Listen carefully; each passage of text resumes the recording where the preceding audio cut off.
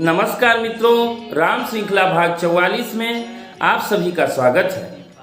मित्रों, आज की कथा को प्रारंभ करने से पहले आप सभी से एक विनम्र निवेदन है कि यदि अभी तक आपने हमारे चैनल को सब्सक्राइब नहीं किया है तो कृपया सब्सक्राइब का बटन दबाकर चैनल को सब्सक्राइब करें और बेल आइकन को अवश्य दबाएं ताकि आने वाली सभी वीडियो आप तक बिना किसी रुकावट के पहुंचती रहे।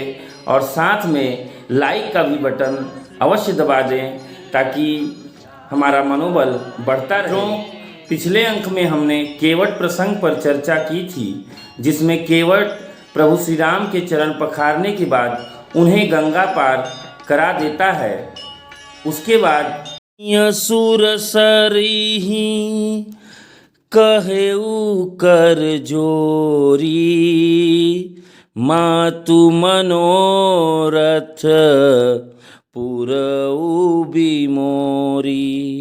सीता जी ने हाथ जोड़कर गंगा जी से कहा, हे माता, मेरा मनोरथ पूरा कीजिएगा। पति देवर संग कुशल बहोरी आई करो जेहि पूजा तोरी। सुन सिय विनय प्रेम रस सानी भई तब बिमल बारी बरबानी। मैं पति और देवर के साथ कुशल पूर्वक लौट आकर तुम्हारी पूजा करूं।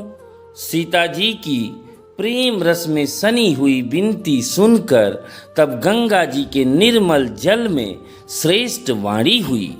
रघुबीर की प्रियतमा, सुनो, तुम्हारा प्रभाव जगत में किसे नहीं मालूम है। तुम्हारे कृपा दृष्टि से देखते ही लोग लोकपाल हो जाते हैं। सब सिद्धियां हाथ जोड़े तुम्हारी सेवा करती हैं। यह तो तुम्हारी विनम्रता और बड़प्पन है जो तुम मेरी विनती करके मेरा आदर बढ़ा रही हो। फिर भी मैं अपनी वाणी सफल होने के लिए तुम्हें आशीर्वाद दूंगी। तुम अपने प्राणनाथ और देवर सहित कुशल पूर्वक अयोध्या लौटोगी। तुम्हारी सारी मनोकामनाएं पूरी होंगी और तुम्हारा सुंदर यश जगत भर में छा जाएगा। अंग बचन सुनी मंगल मूला मुदित सिय सुर सरि अनुकूला। मंगल के मूल गंगा जी के वचन सुनकर और देव नदी को अनुकूल देखकर सीता जी आनंदित हुई। तब प्रभु श्री राम ने निषाद राजगुह से कहा कि भैया, अब तुम घर जाओ। यह सुनते ही उसका मुंह सूख गया और हृदय में दाह उत्पन्न हो गया। तीन बचन गुह कह कर जोरी विनय सुनहु रघुकुल मनि मोरी। गुह हाथ जोड़कर दीन वचन बोला, हे रघुकुल शिरोमणि, मेरी विनती सुनिए। मैं नाथ आपके साथ रहकर रास्ता दिखाकर कुछ दिन चरणों की सेवा करते हुए जिस वन में आप रहेंगे वहाँ मैं सुंदर पर्णकुटी बना दूंगा। तब मुझे आप जैसी आज्ञा देंगे मैं वैसा ही करूंगा। सादराज के स्वाभाविक प्रेम को देखकर श्री राम ने निषाद राज को साथ ले लिया। अब गणपति शिव सुमिरि प्रभु नाय सुर सरिहि माथ सखाय अनुज सिय सहित बन गवनु कीन्ह रघुनाथ। तब प्रभु श्री रघुनाथ जी गणेश जी और शिव जी का स्मरण करके तथा गंगा जी को मस्तक नवाकर सखा निषाद राज, छोटे भाई लक्ष्मण जी और सीता जी सहित वन को चले। उस दिन पेड़ के नीचे निवास हुआ। लक्ष्मण जी और सखा गुह ने विश्राम की सब सुव्यवस्था कर दी। प्रभु श्री राम ने सवेरे प्रातः काल की सब क्रियाएं करके तीर्थों के राजा प्रयाग के दर्शन किए। उन्होंने अपने श्रीमुख से सीता जी, लक्ष्मण जी और सखा गुह को तीर्थराज की महिमा कहकर सुनाई।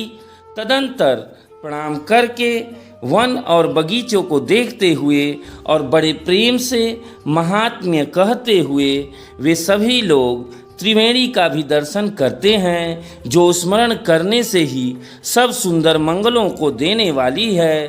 फिर आनंद पूर्वक त्रिवेणी में स्नान करके शिव जी सहित सभी देवताओं का पूजन किया। के बाद प्रभु श्री राम भारद्वाज जी के पास आए। मुनि के मन का आनंद कुछ कहा नहीं जाता, मानो उन्हें ब्रह्मानंद की राशि मिल गई हो।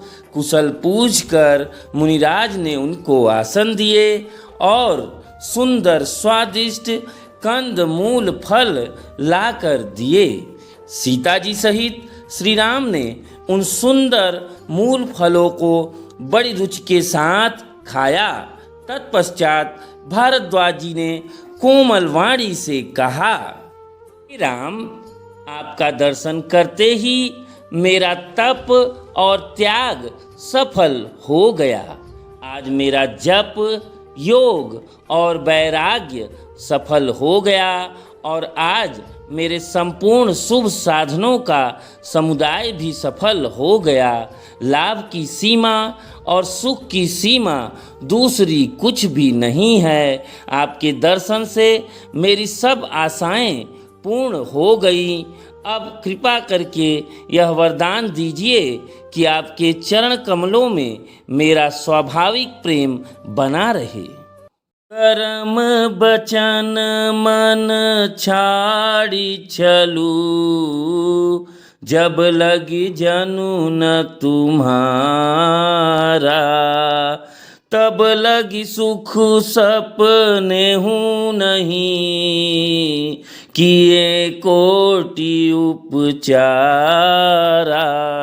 जब तक कर्म, वचन और मन से छल छोड़कर मनुष्य आपका दास नहीं हो जाता, तब तक करोड़ों उपाय करने से भी स्वप्न में भी वह सुख नहीं पाता। इतना सुनकर प्रभु श्री राम ने विनम्रता पूर्वक कहा, हे मुनीश्वर, जिसको आप आदर दें वही बड़ा है और वही सब गुण समूहों का घर है।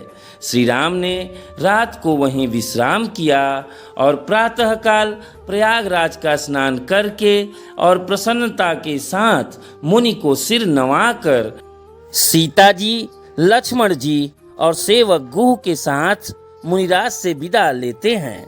मित्रों, आज की कथा में हमने देखा किस तरह प्रभु श्री राम के मना करने के बाद भी निषाद राज उनका साथ नहीं छोड़ रहे हैं।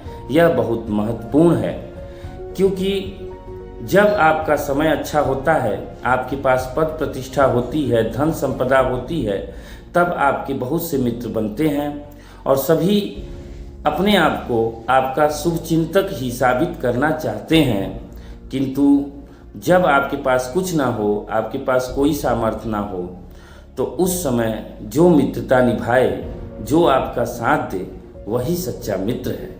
मित्रों, निषाद राज का प्रभु श्री राम के प्रति जो प्रेम है वह निस्वार्थ है। निषाद राज का प्रेम केवल प्रेम है, वहाँ कुछ पाना नहीं है, केवल समर्पण है, एक लगाव है, एक संबंध है, वह केवल उसे निभाना जानता है। वहाँ न फायदे की चिंता है, न नुकसान की चिंता है, क्योंकि यहाँ पर प्रभु श्री राम आज एक राजकुमार नहीं है, एक साधारण वनवासी हैं जिनके पास नाव की उतराई तक देने को नहीं है। ऐसी विपरीत परिस्थिति में भी निषाद राज का प्रभु श्री राम के प्रति प्रेम और समर्पण अद्वितीय है और वंदनीय है। मित्रों, इसी के साथ मैं अपनी वाणी को विराम देता हूँ। फिर मिलेंगे अगले अंक में, तब तक आपसे आज्ञा लेता हूँ। नमस्कार। जय श्री राम।